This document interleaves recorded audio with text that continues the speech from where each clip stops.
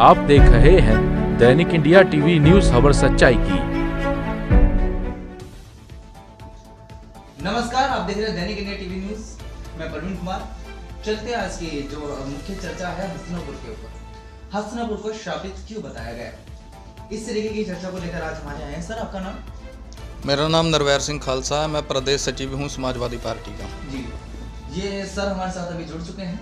तो आज हम चर्चा करेंगे कि जो हस्तिनापुर विधायक हैं, जो पूर्व विधायक भी रह चुके हैं और जो प्रेजेंट में विधायक भी हैं और राज्य मंत्री, जल शक्ति मंत्री भी हैं, तो उनके द्वारा सर एक चीज कही गई है कि या तो अभाव में कही गई हो या कहीं तो गई है।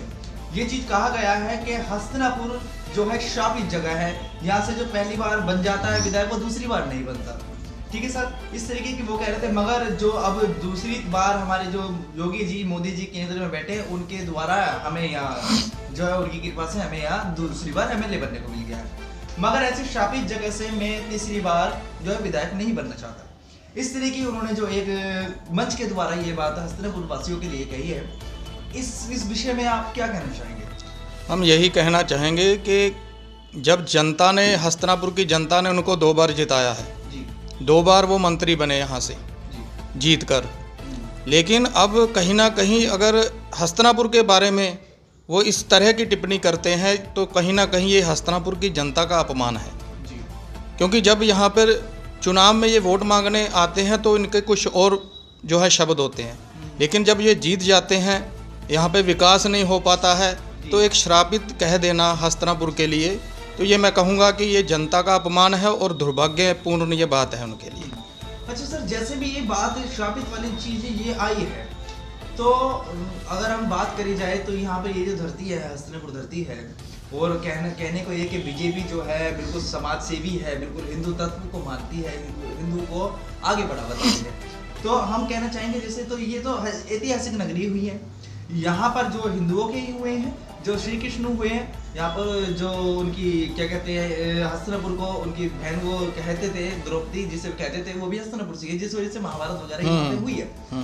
तो क्या एक तरीके से वो उस तरीके को शापित कहना, इस जगह को मतलब ठुकराना, अगर वो इस बात को कह रहे हैं कि वो ऐसे शापित जगह है, मैं यहाँ से नहीं बनना चाहता, तो वो ठुकरा रहे हैं, यानी कि वो कहीं ना कहीं अपमान कर रहे हैं। क्या ये बीजेपी जो के विधायक जो है, क्या ये भगवानों का अब इस टाइम अपमान कर रहे हैं या नहीं कर रहे हैं? आप इस बात में बताएंगे?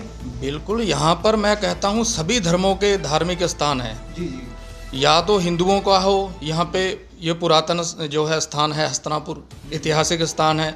यहाँ पंच प्यारे भाई धर्म सिंह जी का गुरुद्वारा है। जैन बौद्धियों के कितने अच्छे यहाँ पर भव्य स्थान है। माता गंगा यहाँ पर बहती हैं, लेकिन फिर भी जो है आस्था की भूमि को इस तरह से कह देना, ये बहुत गलत बात है उनके लिए। मैं कहूँगा कि आज केंद्र में और प्रदेश में बीजेपी की सरकार है जी, और यहाँ पर विकास नहीं हो पाया है जिस तरह से होना चाहिए था। कहीं ना कहीं ये अपनी जिम्मेदारियों से यहाँ से भाग रहे हैं।